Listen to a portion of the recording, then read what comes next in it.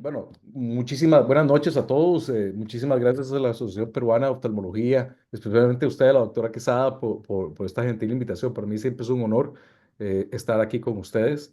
Y sin más preámbulo, pues vamos a empezar. La idea de hoy, la idea de hoy es hablar de las múltiples indicaciones que tiene la ecografía ocular. O sea, en medicina tiene bastante amplia gama de indicaciones y especialmente vamos a hablar de las indicaciones neurológicas que tiene la ecografía ocular. Pues en realidad yo no tengo ningún interés comercial y para empezar, vamos solo a mencionar este espacio que es la órbita que desde etapas tempranas en nuestra formación se nos enseñó a aprendernos sus límites, el techo, su piso, sus paredes laterales.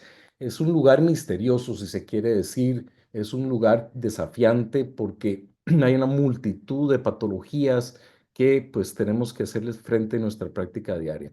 Y literalmente puede ser una caja de Pandora, pero afortunadamente, pues tenemos métodos diagnósticos para hacerle frente a estas patologías.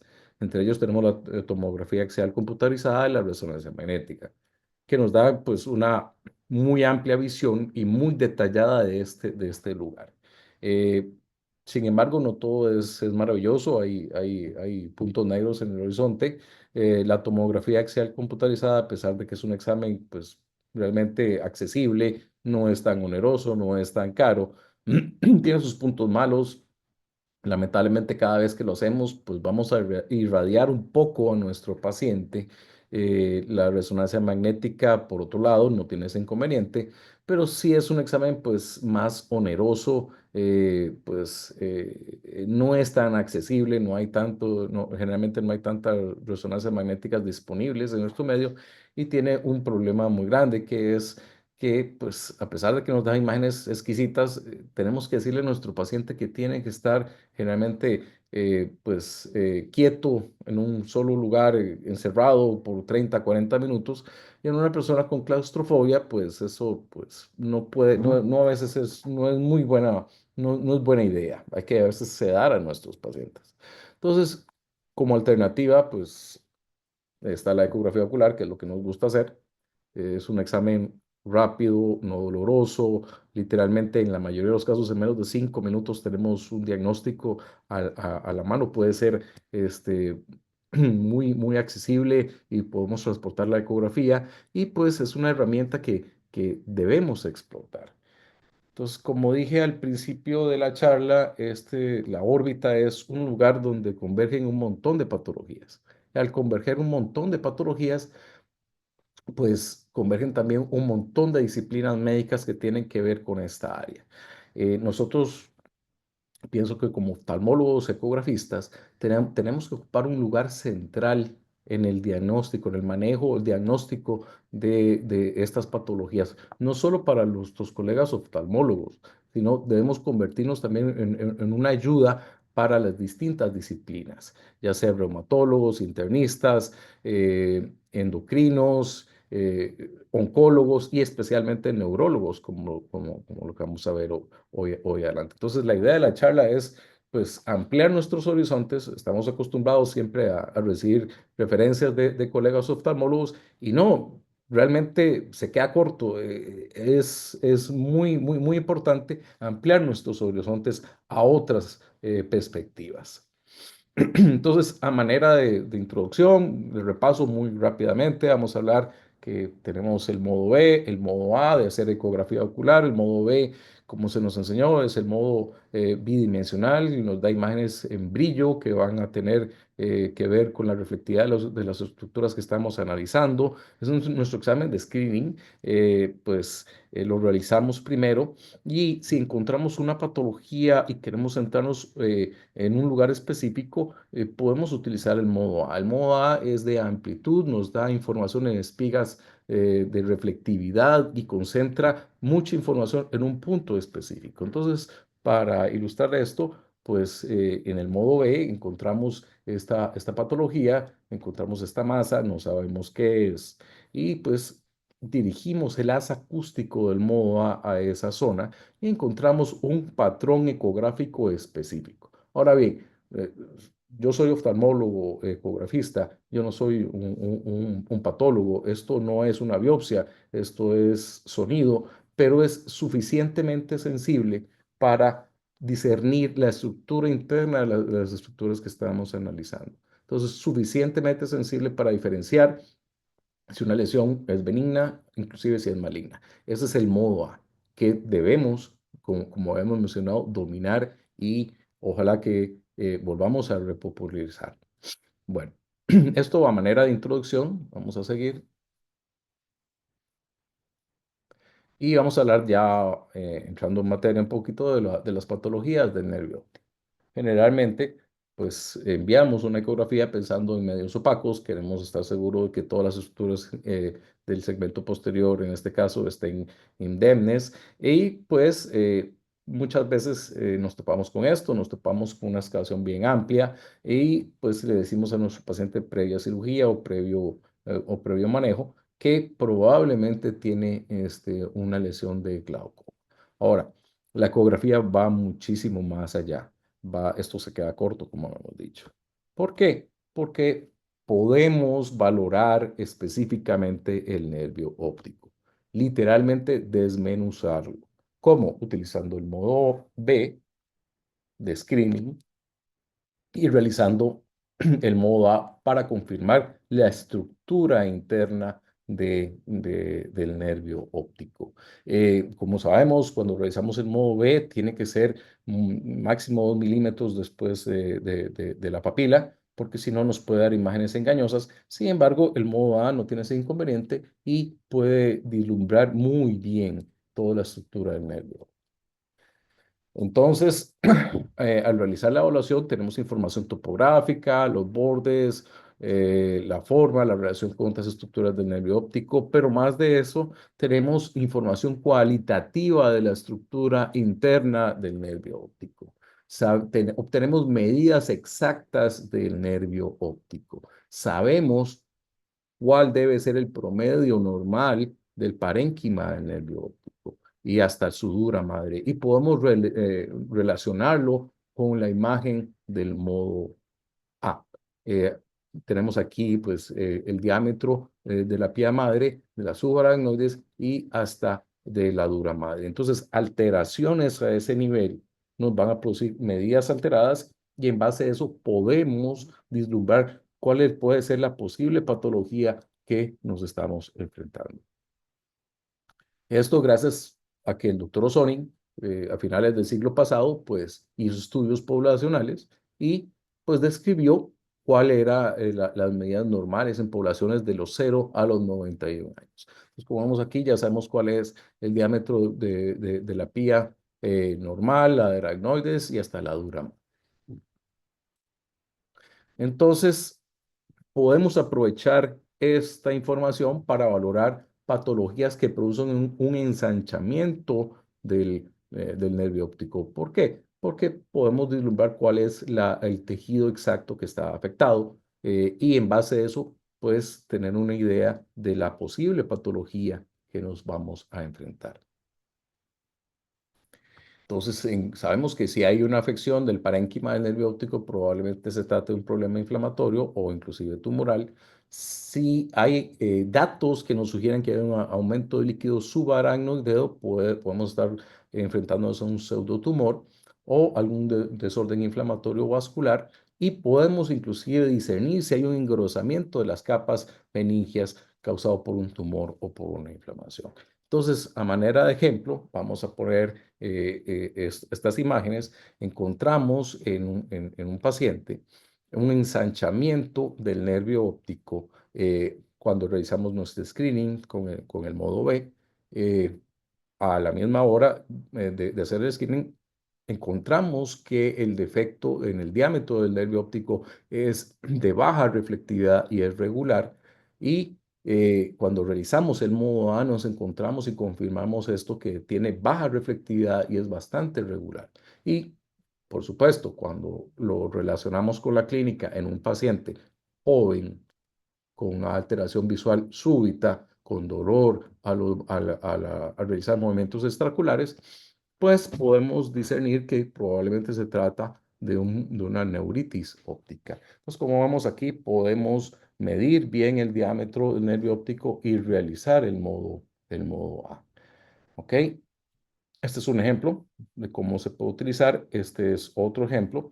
¿Qué pasa cuando detectamos realmente que hay un ensanchamiento en el nervio óptico? Pero esta vez el patrón que detectamos en modo B tiene distintas reflectividades.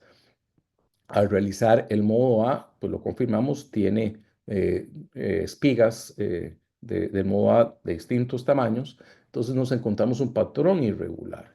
Entonces aquí nos encontramos ante dos situaciones. Puede haber un aumento de líquido subaracnoideo o puede haber un engrosamiento en las capas meningias. Ok, más adelante vamos a hablar de cómo diferenciar esas dos situaciones.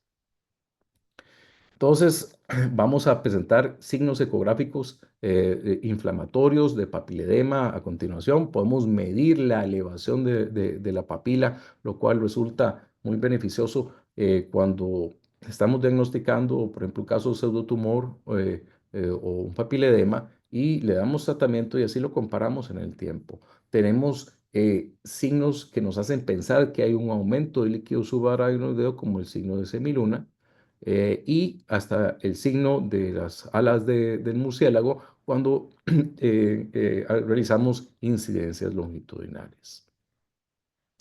Entonces, como ven, literalmente en menos de 5 minutos podemos obtener 5 segundos podemos obtener una imagen que nos evidencia una papila elevada y un aumento en el diámetro del nervio óptico. E inclusive en esta podemos ver que el signo de semiluna es casi en 360 grados. Ahora bien, ¿cómo hago para diferenciar si hay un aumento de líquido subaracnoideo versus un engrosamiento de tejido de las vainas meningias? Pues el doctor Osonin, pues el padre de la ecografía estandarizada, pensó en esto también y describió el test de 30 grados. En el test de 30 grados, se aprovecha pues la configuración del nervio óptico. Teóricamente, si hay en posición primaria de la mirada, va a haber la oportunidad de una acumulación de líquido perineural. Entonces, lo que nosotros hacemos es realizar la medida en el modo A del nervio óptico y anotarla, tomar una nota de cuánto es el ensanchamiento.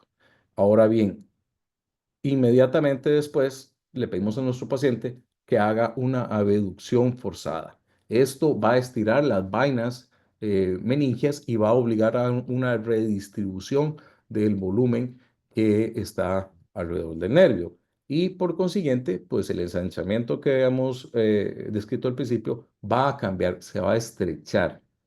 Cuando cambia las medidas en más de un 10%, tenemos un test de 30 grados positivo y es suficientemente sensible para discernir que hay un aumento de líquido subaracnoideo y no un engrosamiento por un problema tumoral.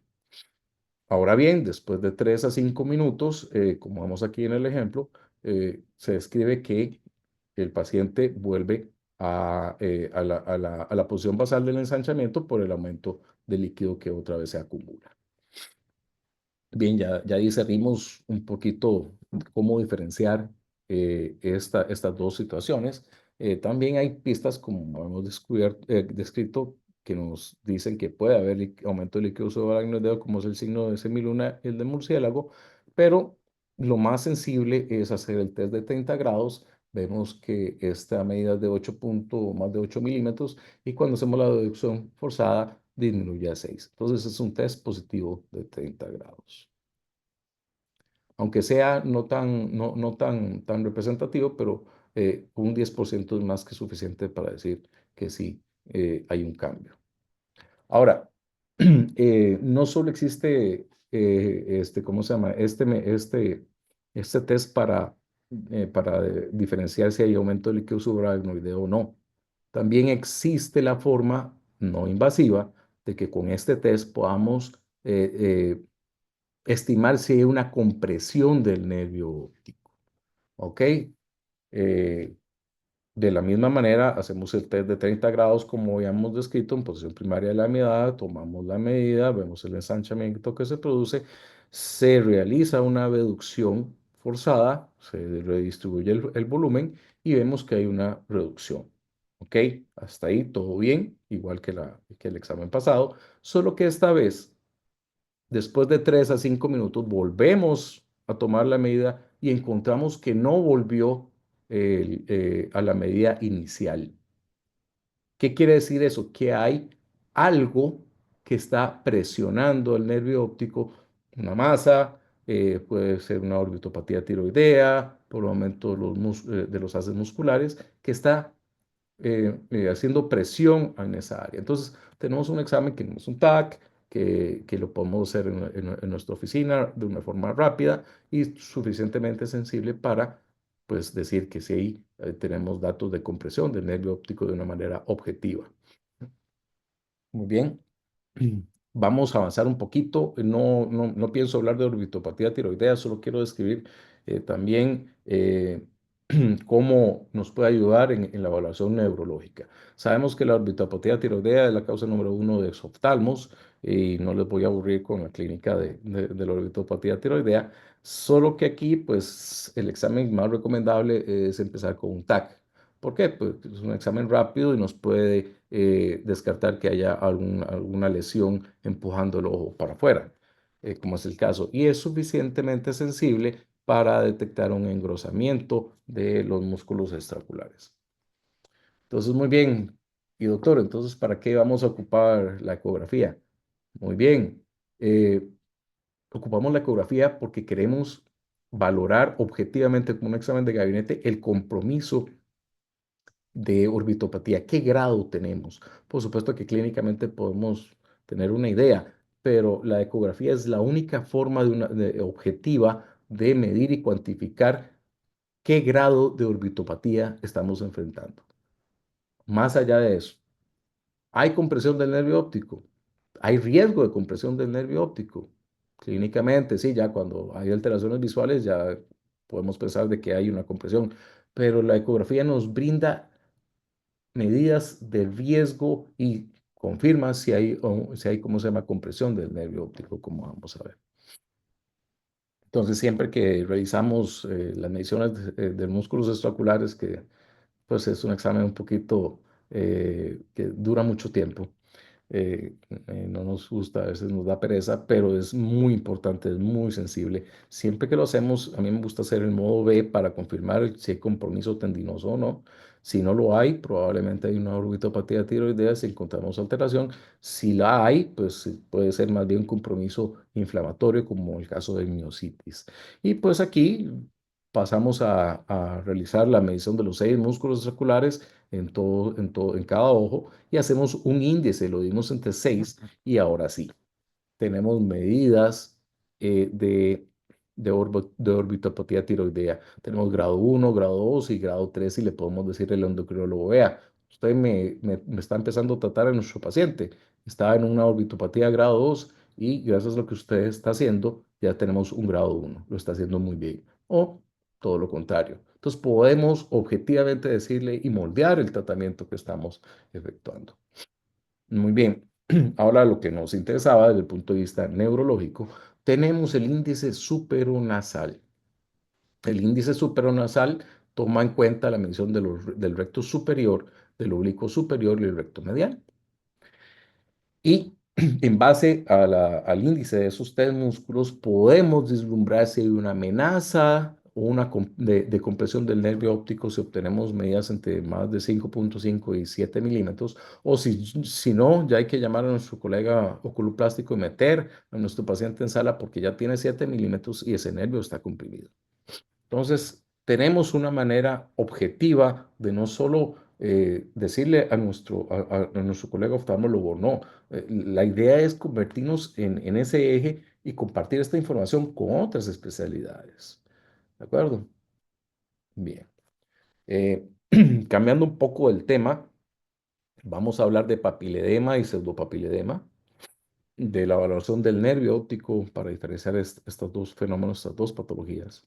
Y vamos a empezar hablando de comentando una revista de Neuro del año 2020, donde hablan de errores neurooftalmológicos en países desarrollados. Esto ocurre en el 60% de los casos, es muy frecuente. ¿Por qué? Bueno, ya adelantándome las conclusiones del artículo, ellos simple y llanamente lo plantean porque, ¿por qué sucede esto? Porque no hay una relación entre la clínica, lo que obtenemos examinando a nuestro paciente, y los exámenes que estamos ordenando. En países desarrollados muchas veces está gobernado el sistema de salud por los seguros y pues tienen el inconveniente de que si usted manda muchos exámenes, pues le va mejor económicamente a usted. Entonces, ¿esto qué produce?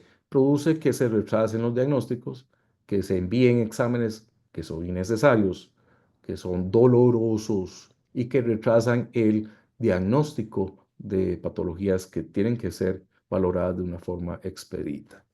Entonces, ellos ponen de ejemplo, pues, el caso de del papiledema. En un paciente con fiebre, con rigidez nucal, con signos meningios positivos, donde hacemos un fondo de ojo, encontramos una elevación de la papila, con vasos tortuosos, hemorragias, y encontramos, como dije, en los dos ojos, pues es más fácil pensar de que hay una hipertensión endocraneal y seguir y encauzarnos en esa línea. Sin embargo, no todo en la vida es blanco y negro. ¿Qué pasa si el problema es en solo un ojo? ¿Qué pasa si el edema no es completo, si es leve? Entonces, aquí nos hallamos en la disyuntiva de que, ok, puede ser un papilema versus un pseudopapilema. Entonces, ¿qué es útil pensar en causas de pseudopapilema? Tenemos varias causas: nervios ópticos displásicos, tilted disc, o sea, nervios torcidos, por decirlo así, amartomas, pero lo más frecuente es que nos encontremos ante drusas enterradas en el nervio óptico. Drusas, bueno, viene una palabra alemana, en realidad significa roca envuelta en cristales. Su patología, su fisiopatología es oscura, no sabemos exactamente qué está pasando. Sabemos que están compuestos en su mayoría por calcio, también mucopolisacáridos o algunos aminoácidos, pero el calcio también es un componente muy importante. Y su fisiopatología se cree que hay una disrupción en el transporte axoplásmico a nivel neuronal que conlleva a una extrusión de las mitocondrias, el espacio extracelular y acumulación de calcio. Sí, no se sabe muy bien por qué está sucediendo, por qué sucede, pero sí por lo menos tenemos conocimiento de qué están compuestas. En realidad no hay un data, hay data de su incidencia, no conocemos esto porque no se ha estudiado muy a fondo, pero por lo menos en mi práctica es muy frecuente y siempre lo típico es que nos lleguen pues casos chiquitos con 5 punciones lumbares. Revisamos el estudio y nos encontramos que no tenían que hacerle punción lumbar a los chiquitos en primer lugar. Bueno, siguiendo con el tema, nos podemos encontrar estas dos cosas. Podemos ver una foto de la derecha donde encontramos como bordes rocosos de drusas, que nos hace pensar más en drusas que están superficiales, pero también podemos encontrar la foto de la derecha, una imagen muy sugestiva de papiledema. Y para ilustrar esta situación nos encontramos, vamos a comentar el caso que me llegó hace un par de años, una niña de 13 años que fue valorada por un colega privadamente.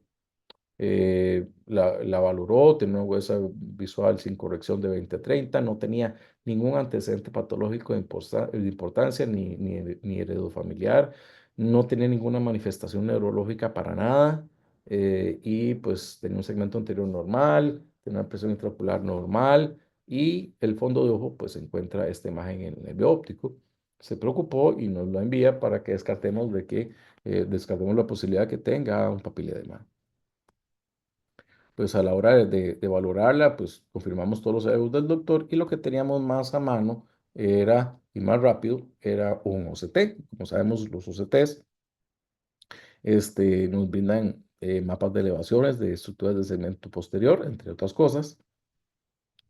Y en el caso de la niña, pues nos encontramos este resultado de elevaciones muy marcadas a nivel papilar que se representaban muy bien en la imagen 3D.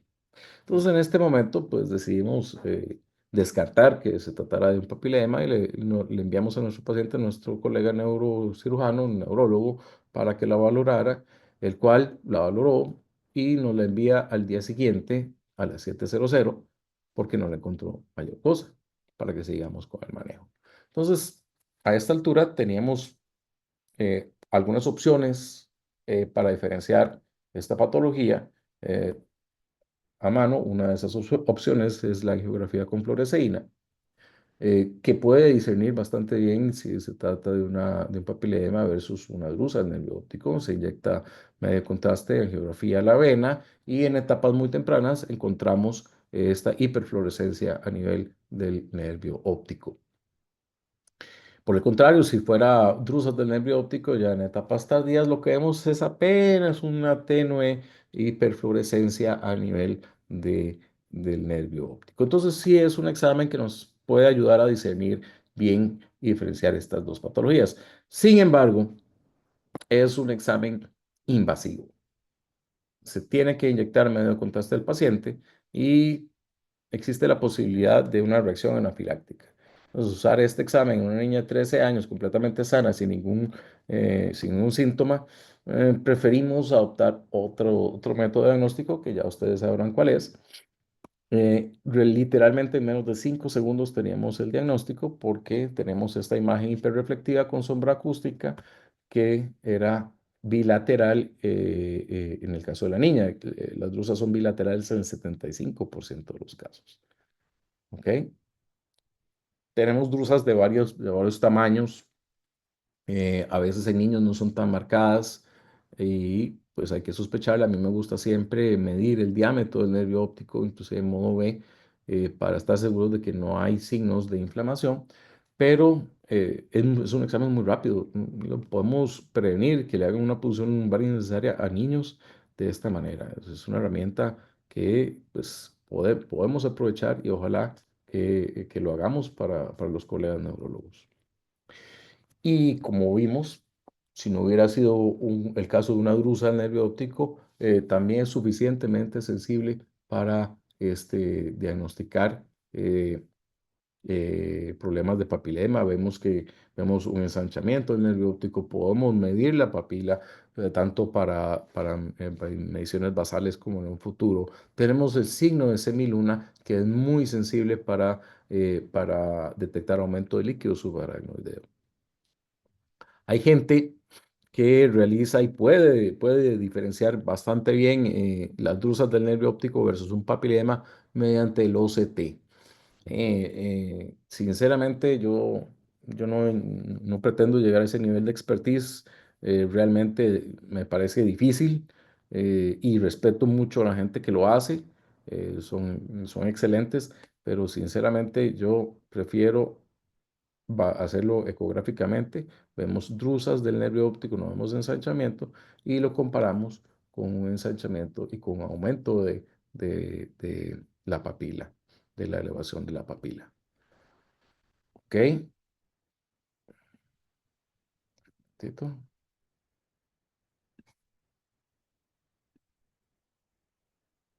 es que esto.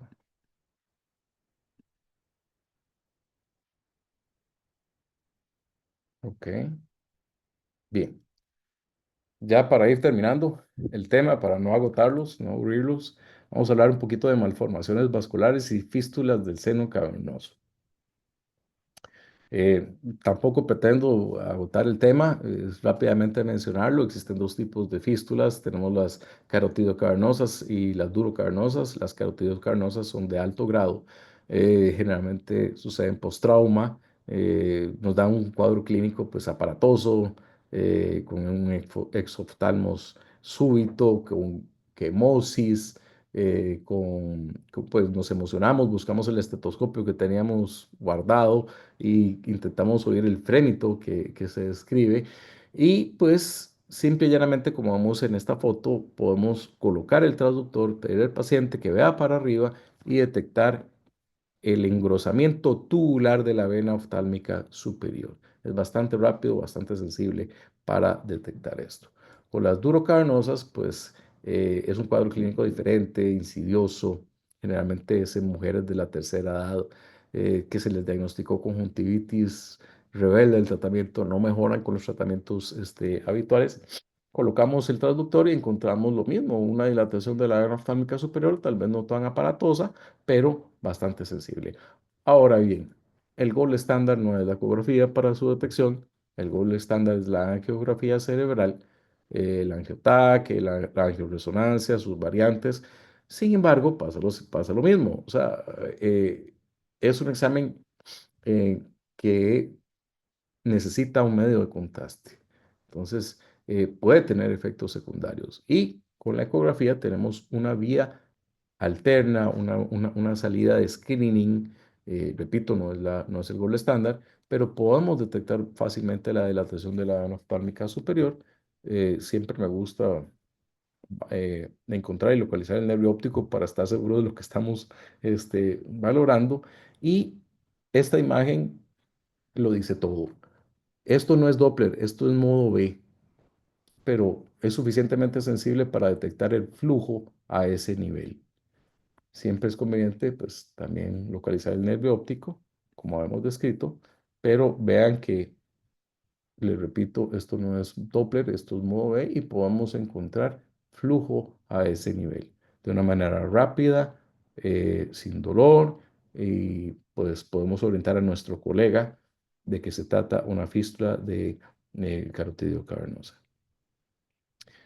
Muchísimas gracias. Esto es lo que quería hablar con ustedes hoy. Muchísimas gracias a los anfitriones. Bueno, muchísimas gracias, doctor Rafael, por su excelente presentación. Realmente muchos casos, muy didáctica. Yo creo que todos han salido muy contentos y hemos aprendido mucho. Bueno, yo solo quería comentarle que aquí, bueno, aquí en La Paz estamos haciendo mediciones de la vaina del nervio óptico en algunos pacientes junto con un doctor, con el doctor Santiago Chambi, que es neurooftalmólogo, para poder determinar en algunos casos el aumento de la presión intracraneana, ¿no? Y lo realizamos a 3 milímetros Ujú. perpendicular al eje mayor de la vaina del nervio óptico desde la porción posterior de la retina, con un punto de corte de 5 a 5,5 milímetros. O sea, 5,5 para tener mayor especificidad y 5 milímetros para tener mayor sensibilidad. Eso porque muchas veces los pacientes a veces tienen dificultad en que se les hagan los procedimientos invasivos para tomar la presión intraocular y los neurólogos necesitan hacer permanentemente saber si las presiones están subiendo o no. Entonces, otra forma que de pronto nos podría ayudar para algunos casos y poder determinar también un posible aumento de la presión intraocular, ¿no? ¿Qué Claro opina? que No sí. sé, doctor.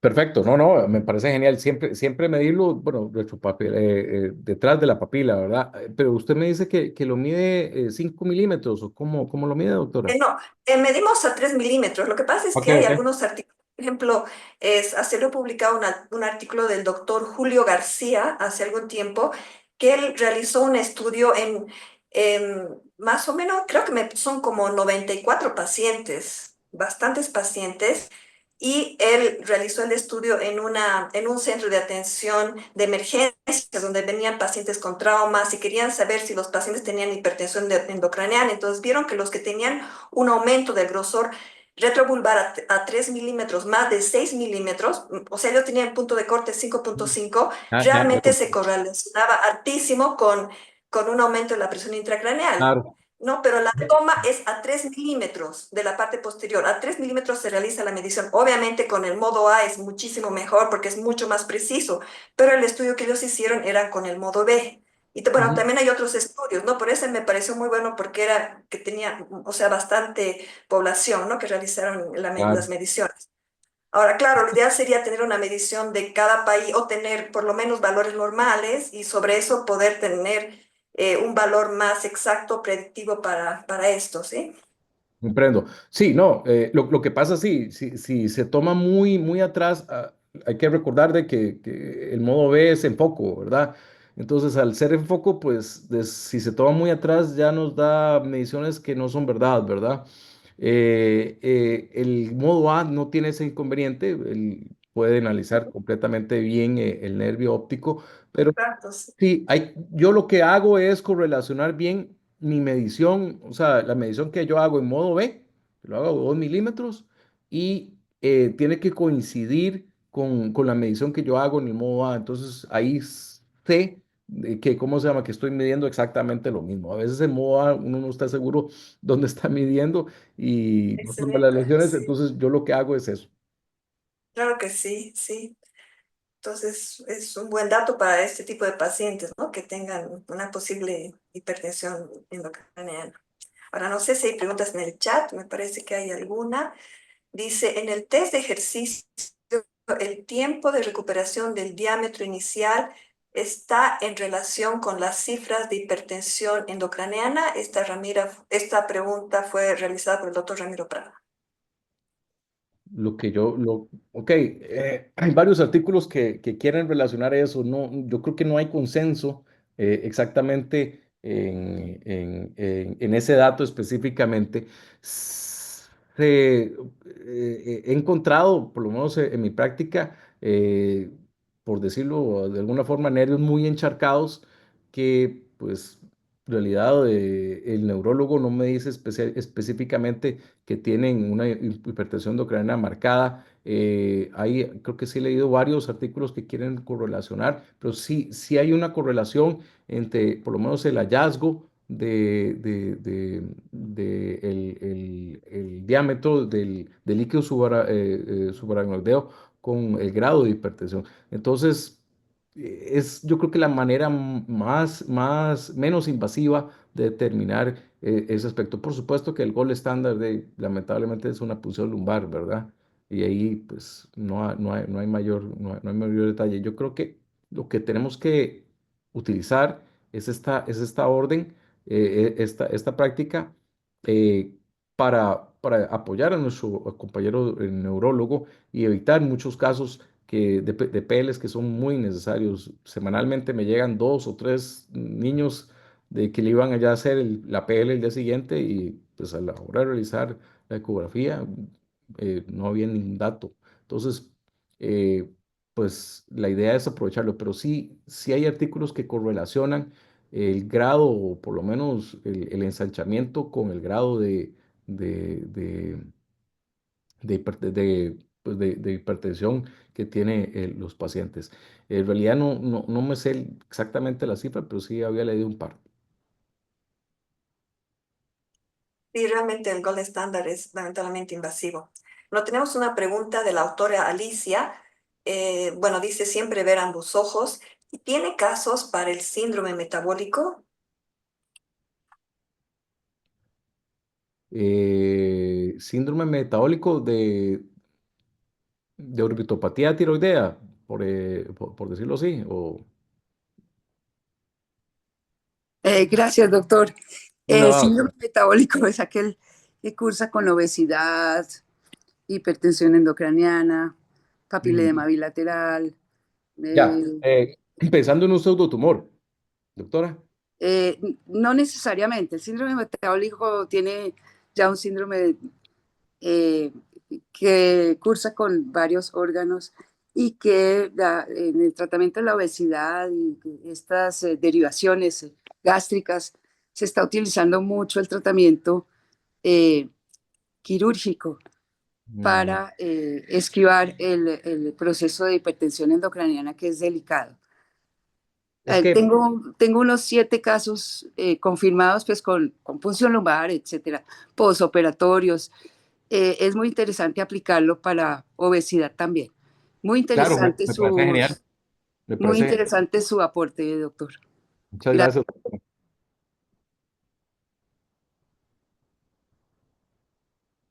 Bueno, ya no tenemos más preguntas.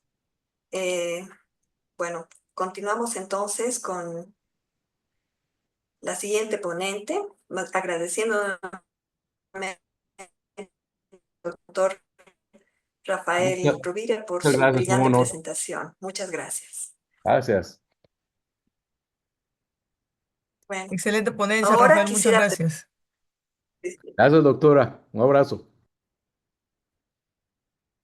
ahora quisiera presentar a una persona excepcional cuya vocación, entrega y humanidad ha dejado huella imborrable en quienes tenemos el privilegio de conocerla, la doctora Malena Tomijama. Bueno, voy a leer su currículum, aunque ella ya es muy conocida y no necesita. Vamos a leer su currículum. Ella es médico especialista en oftalmología, médico asistente del Servicio de Ecografía Ocular del Instituto Nacional de Oftalmología, Dr. Francisco Contreras Campos Hino, maestría en gerencia de los servicios de salud, egresada del doctorado de Medicina Humana, USMP, diplomado en cooperación internacional, exdirectora general del Instituto Nacional de Oftalmología, Dr. Francisco Contreras Hino, actual secretaria general de la Sociedad Peruana de Oftalmología, miembro titular de la Sociedad Peruana de Oftalmología, miembro internacional de la Academia Panamericana de Oftalmología, miembro de la Sociedad Internacional de Ecografía Ocular. Así que vamos a continuar con el tema, que es VM y trauma ocular. Bienvenida, doctora Martín. Muchas gracias, buenas noches con todos. Muchas gracias a la doctora Gaby por la invitación para compartir algunos casitos de VM. Y muchas gracias, Vania, por tu presentación y tus bellas palabras. Realmente son recíprocas. También sabemos lo bella persona que eres. Y, y de verdad eres un ser humano muy, muy especial. Y bueno, vamos a tratar de compartir es una charla bastante pequeña sobre algunos casos que tenemos de trauma ocular que siempre nos andan llegando al hospital. Bueno, vamos a dar una pequeña charla sobre lo que es la utilidad de la VM en la evaluación del segmento anterior en el trauma ocular, ¿no? Básicamente vamos a tratar de conocer las aplicaciones de la VM para evaluar los daños que puede causar un trauma ocular en la parte anterior del ojo.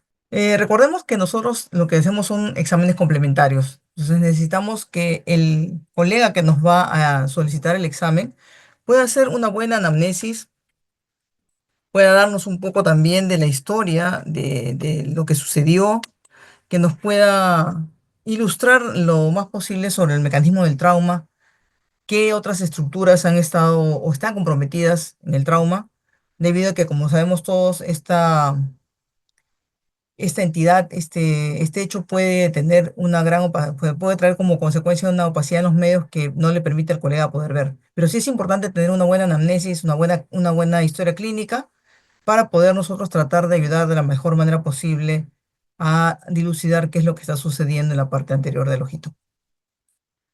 Podemos tener una serie de opacidades de medios, como leucomas, puede ese paciente haber tenido un recubrimiento conjuntival, haber queratopatía bulosa. ¿Y qué cosa queremos ver? Pues queremos ver cómo está esa córnea, en el iris, la forma, la posición, si es que ha habido la integridad, si ahí tiene un receso, la posición del cristalino, si el cristalino está o no presente, si la cápsula está íntegra o no, la parte anterior, la parte posterior de la cápsula, cómo están las células y el cuerpo ciliar. Y también evaluar la posibilidad de presencia de cuerpos extraños en el segmento anterior. Muchas veces permanecen ocultos ahí. Entonces vamos a tratar de tener una evaluación de la profundidad de la cámara anterior, ver si hay vítreo en la cámara anterior, la presencia de cuerpos extraños, como en este caso de un paciente al que le entró un fierro cuando estaba trabajando. Podemos evaluar también qué otro compromiso hay a nivel de párpado, vía lagrimal, otros, y la presencia de ifema. Podemos ver igualmente, como le decía yo, la posibilidad de que este paciente tenga una hipotonía y que pues tratamos de ver la causa, que hay una ciclodiálisis que nos va a traer que es la separación completa entre el cuerpo ciliar y la esclera adyacente a ella, haciendo que haya una comunicación directa entre la cámara anterior y el espacio superciliar, lo que nos va a traer una hipotonía. En la VM vamos a ver un espacio hiporreflectivo entre el cuerpo ciliar y la esclera, una rotación anterior del cuerpo ciliar y el desplazamiento anterior de la base del iris y la disminución de la profundidad de la cámara anterior. Y podemos ver también desprendimiento coroideo y ese desprendimiento que puede irse hacia la parte posterior dando un desprendimiento cíleo coroideo. Acá tenemos, por ejemplo, un caso de un paciente que sufrió un trauma en el cual podemos ver el desprendimiento de la DSM, a la ausencia de cristalino y la presencia del vítreo. En este otro caso, igualmente, no podemos evaluar mucho en la cámara anterior, podemos ver los puntos de sutura de la córnea, que tuvo un trauma bastante severo, asimismo está fáquico el paciente. En este caso, igualmente, la presencia de ifema y el cristalino y la irregularidad que presenta en la parte posterior de la cápsula posterior. Aquí la presencia de un cuerpo extraño intraocular, el cual nos deja una sombra a medida que nosotros vamos haciendo la evaluación, con un gran estrechamiento de la cámara anterior, una sinequia y pérdida de la morfología normal que tenemos en la parte anterior del ojo. Tenemos acá otro caso de una herida de un cuerpo extraño que ingresa a través de la córnea, impacta en el iris, hay una solución de continuidad, impacta sobre el cuerpo, sobre el cristalino, sobre las zónulas, causando la opacificación del cristalino y la ruptura acá a nivel de zonular. Y los cuerpos extraños en la parte anterior. Este caso también nos llegó, lamentablemente no tengo el video, y tenía por radiografía un cuerpo extraño. Este paciente había estado martillando metal contra metal. Había una herida aparentemente autosellante en córnea.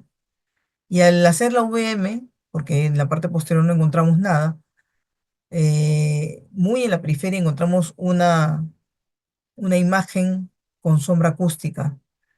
Y entonces nos animamos a hacer la UVM para tratar de ver dónde estaba y pudimos encontrar que había entrado por esta zona de la córnea, había impactado igualmente sobre el iris, había pasado al lado del cristalino y se había enclavado en esta parte de la pared ocular, en la esclera. Es otro caso de un paciente igualmente que tuvo un trauma ocular acá, con ruptura de la cápsula anterior y salida del material cristaliniano hacia la cámara anterior. Este fue un trauma ocular a globo cerrado, fue muy fuerte, hizo que ese cristal intumescente se fuera hacia la cámara anterior y se alojara en ella.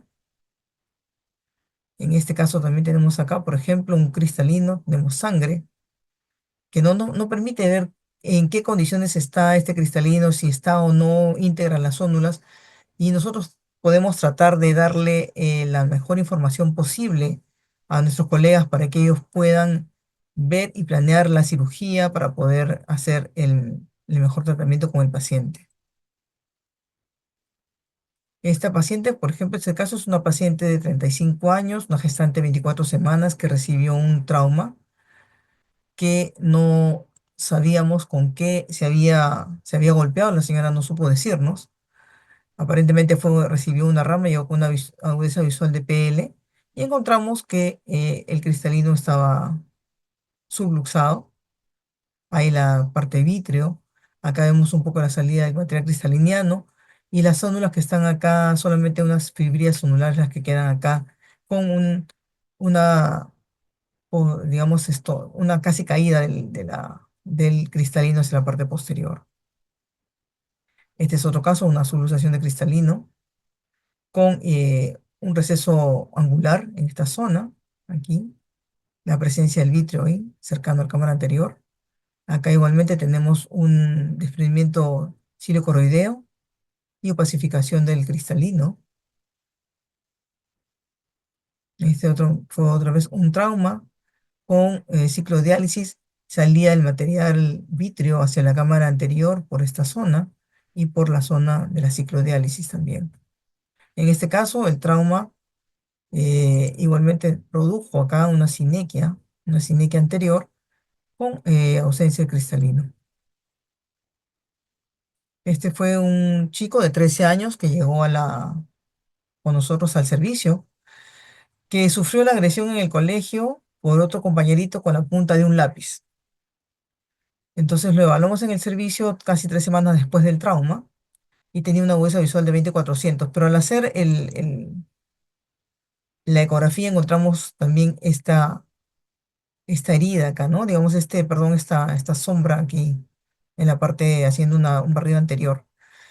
Y pudimos encontrar una parte, al hacer la UVM, tratando de buscar por dónde había ingresado este cuerpo extraño, y si nos damos cuenta, aquí vamos a aparecer una solución de continuidad en esta zona de la pared, y podemos ver que aparentemente el cuerpo extraño pudo, o sea, el lápiz pudo haber incidido sobre esta zona en el ojo del pequeño. Acá tenemos igualmente otro caso de un cristalino opacificado con una total irregularidad en la cápsula posterior.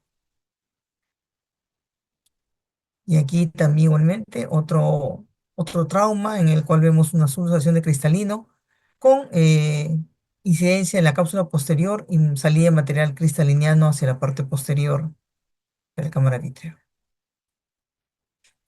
Igualmente otro trauma globo cerrado con subluxación de cristalino, desprendimiento cirio coroideo, hongo vítreo.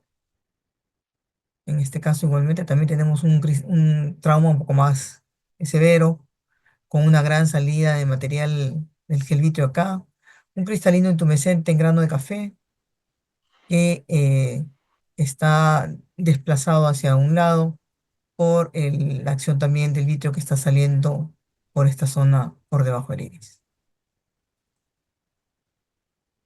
Este también es un paciente varón de 55 años que estuvo trabajando en el campo y aproximadamente un mes atrás es lo que nos había referido. Llegó con una visual de movimiento de manos y tenía una herida en la córnea, una catarata, ya prácticamente solo queda una parte de ella, acá en la parte anterior, y si podemos ver acá en la zona anterior, en la esclera, un cuerpo extraño que se había alojado en la pared a nivel de la esclera. Entonces nosotros podemos realmente, si nos brindan la información suficiente, tratar de buscar o ver el mecanismo de cómo entró y dónde puede estar alojado el cuerpo extraño en la parte anterior del ojo, que muchas veces es esquiva cuando lo hacemos a través de la lámpara hendidura.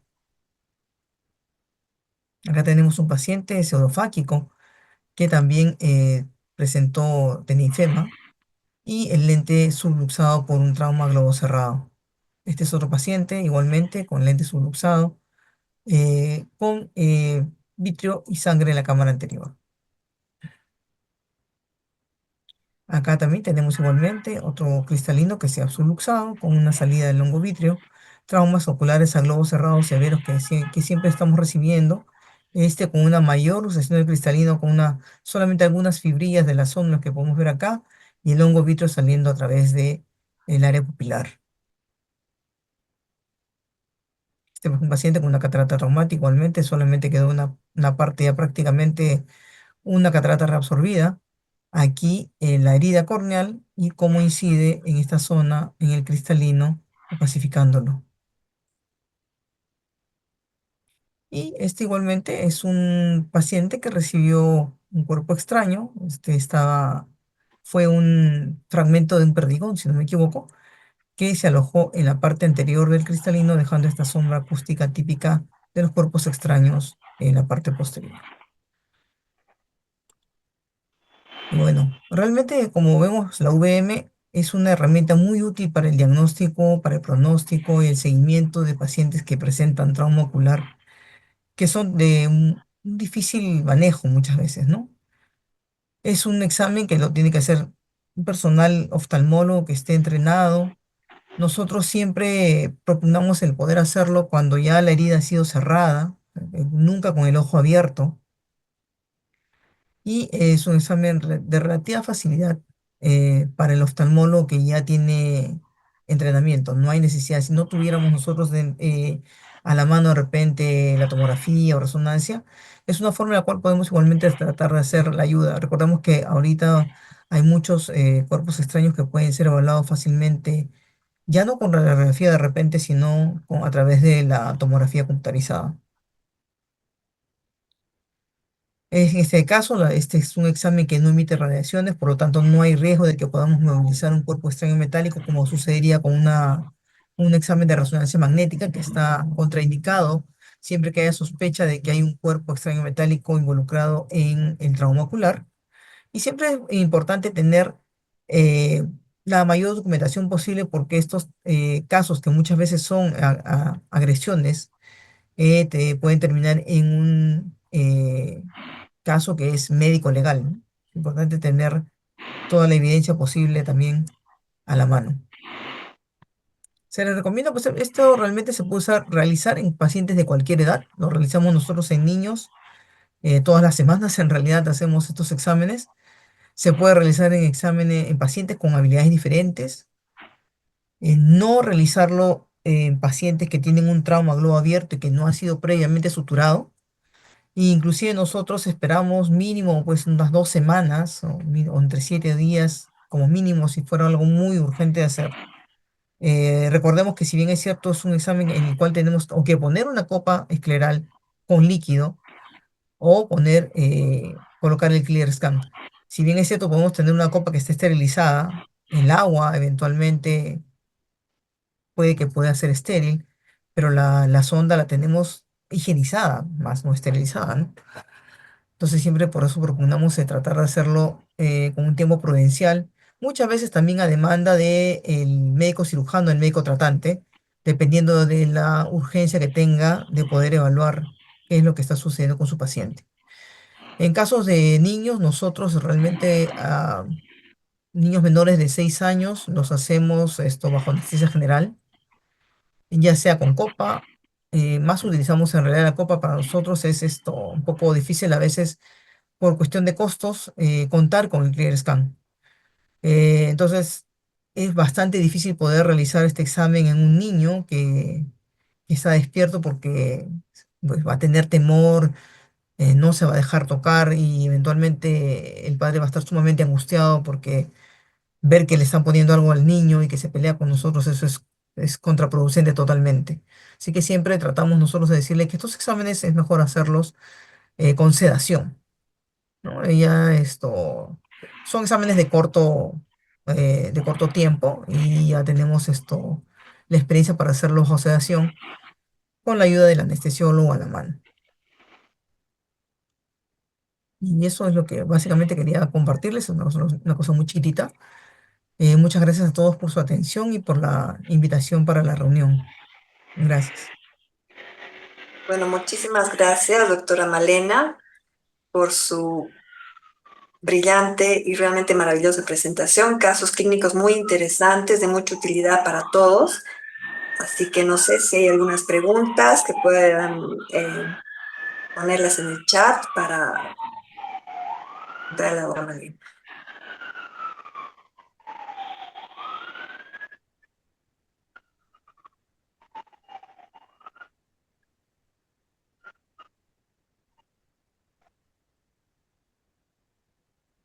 Muchas gracias. Realmente el doctor Rovira, realmente muy interesante. Sería súper interesante, como dijo la doctora Vania, poder de repente tratar de determinar a través del examen en modo A y en modo B alguna forma de poder hacer el seguimiento de la hipertensión endocraniana, ¿no?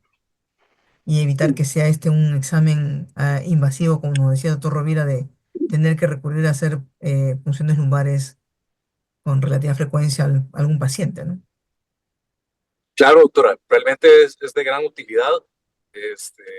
Bueno, nos llegan varias referencias cada semana para valorar esto y pues como dije al principio de la charla, la idea de ecografistas es, es convertirnos en un instrumento para otras especialidades. Ujú, Inclusive, por ejemplo, a manera de ejemplo, el doctor Prada le encanta mucho ese tema. Él en realidad es un pionero en muchas cosas, por ejemplo, la ecografía de piel. eh, ujú, Me parece súper interesante. A veces me llegan referencias de, de de procedimientos de coloplástica y bueno, ujú. el doctor pues es un maestro en este campo y la idea es especializarnos y ayudar a otras especialidades a resolver sus problemas. Así es. Ujú. Bueno, aquí tenemos otros mensajes de felicitaciones, excelentes charlas, felicitaciones, muchísimas gracias, excelente presentación, excelentes ponencias, gracias por la invitación, excelentes charlas, me encantó. Muy bien, doctor Vire, realmente, bueno, puros mensajes de felicitaciones. Así que Si hay más alguna pregunta para dar terminada la reunión, no sé, si alguien quiere hacer algún aporte, doctor Prada, no sé. Buenas noches. Eh, Muchas gracias por compartir esta reunión. No, yo solamente quería hacer una anotación respecto a lo que nos decía la doctora Vania que están haciendo. Inicialmente, cuando Caro Soinin describió el test del ejercicio, el test del ejercicio, como lo mencionó el doctor Rovira, es un test para distinguir entre un aumento del diámetro del nervio óptico por líquido cefalorraquídeo, distinguir si ese aumento de líquido cefalorraquídeo es por hipertensión endocraniana o por compresión en el vértice de la órbita. En los estudios que hizo Caro Soinin y lo que uno puede ver en la práctica es que cuando el test del ejercicio es positivo y los valores de diámetro inicial vuelven rápidamente, en menos de 10-15 segundos al valor inicial, se trata de un síndrome de hipertensión endocraniana. Entre más alta esté la presión endocraniana, más rápido es la recuperación del diámetro inicial. Mientras si la recuperación de ese diámetro es muy lenta, pasan 15, 20, 30 segundos o más, hay que sospechar una compresión en el vértice del nervio óptico. No recuerdo si hay parámetros, aunque creo que sería muy difícil poder decir si el diámetro se recupera en 3 segundos, hay unas cifras de hipertensión mayores a tanto, no recuerdo si el estudio puede plantear eso. Pero lo que sí es cierto es que si tenemos una recuperación muy rápida del diámetro inicial aumentado, es porque hay un síndrome de hipertensión endocraniana. Y más si el edema del disco es bilateral, es decir, si en realidad es un papiledema, porque ese es otro aspecto que tenemos que tener en mente, ¿no? El papiledema generalmente es bilateral, ¿no? Aunque no en todos los casos, pero sí en la mayoría. Era lo que quería anotar. Ese test se llama test del ejercicio. Es un test de 30 grados, pero en donde se tiene en cuenta el tiempo de recuperación del diámetro inicial aumentado del nervio óptico. Muchas gracias, doctor Prada, por ese excelente aporte. Bueno, ¿alguien más? La doctora Gabriela, no sé si está por acá. Pero bueno, Sí, Vania, sí, sí. solamente, Ajá, bueno, realmente solamente ya para agradecer, ¿no? A ti, Vania, por la magnífica moderación que has realizado el día de hoy y a todos los que han estado con nosotros. Son dos temas importantísimos el que el día de hoy hemos tenido, ¿no? Y siempre recuerdo, Vania, disculpa si la memoria no me falla, tener un libro tuyo, justamente, sí, Vania, que sí. presentaste en el Panamericano, que es OCT en patología de neurología. Y lo tengo conmigo y me hizo recordar justamente que nosotros como oftalmólogos tenemos que estar muy atentos y podemos hacer diagnósticos y ayudar justamente en los problemas de pacientes neurológicos que a veces, como bien dijo el doctor Rovira, están demorando el diagnóstico y a través de la oftalmología y en nuestros exámenes podemos ayudar. Igualmente, la doctora Malena ha hecho una excelente exposición y estamos muy contentos de ver todas las repercusiones que un trauma ocular puede traer en el tiempo y que tenemos esta herramienta del VM que ya no nos detiene, porque a veces solamente veíamos la parte del polo posterior, ahora podemos ver cada una de las estructuras en los diferentes horarios y determinar si es que hay alguna lesión y nunca subestimar los signos, los síntomas y las dolencias de nuestros pacientes. Si el paciente se siente mal, hay dolor, hay molestias, como bien dijo la doctora Malena, hay ifemas recurrentes, hay que ver qué es lo que está realmente sucediendo.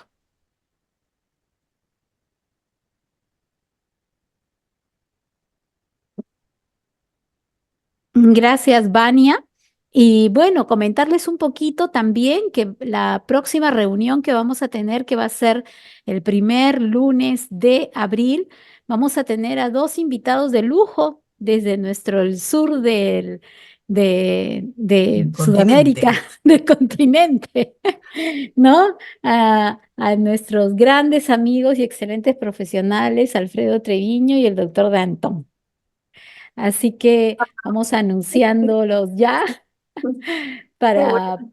sí, y los vamos a tener y estamos muy contentos porque ellos también desde el sur nos van a contar un poquito de este gran congreso en el cual vamos a participar seguramente todos, ¿no? Desde Temuco. Muchas gracias. Bueno, solamente decir que nuestro agradecimiento a nivel de la Sociedad Peruana de Oftalmología, a todos los que nos han acompañado, hemos tenido hasta un máximo de 80 personas y eso realmente nos hace sentir muy felices porque de alguna forma estamos llegando a la mayor cantidad de profesionales y esa es la idea, el poder seguir compartiendo conocimientos y experiencias y hoy día yo sé que más de uno ha salido con una pequeña perlita que les ha hecho recordar realmente a algún paciente y que ya saben qué es lo que tienen que hacer. Seguimos aprendiendo y eso es lo lindo. Y gracias, doctor Ramiro, por estar siempre al lado de nosotros, por sus chats maravillosos a través del Absolute, en el cual cada día, a través de los casos que presentan, todos nos podemos enriquecer. Y Así nuevamente es. gracias a todos, doctora Vania, doctor Rafael Rovira, excelente exposición y la doctora Marena como siempre también. Y los esperamos para el próximo lunes, lunes Primer lunes de abril. de abril, exactamente. Siempre un placer. Muchísimas gracias, doctor. Muchas gracias, Muchas Harold, muchas gracias. Un gracias, placer. Vania, Muchas muchas gracias a gracias. todos, muchas gracias, doctor Ramiro. Excelente Muchas tenerlo usted gracias, siempre presente muchas en nuestras gracias, doctor. charlas. Gracias. Un saludo para todos. Gracias, doctor Igualmente, Ramiro. doctor. Gracias, doctor Rovira. Un abrazo. Un abrazo.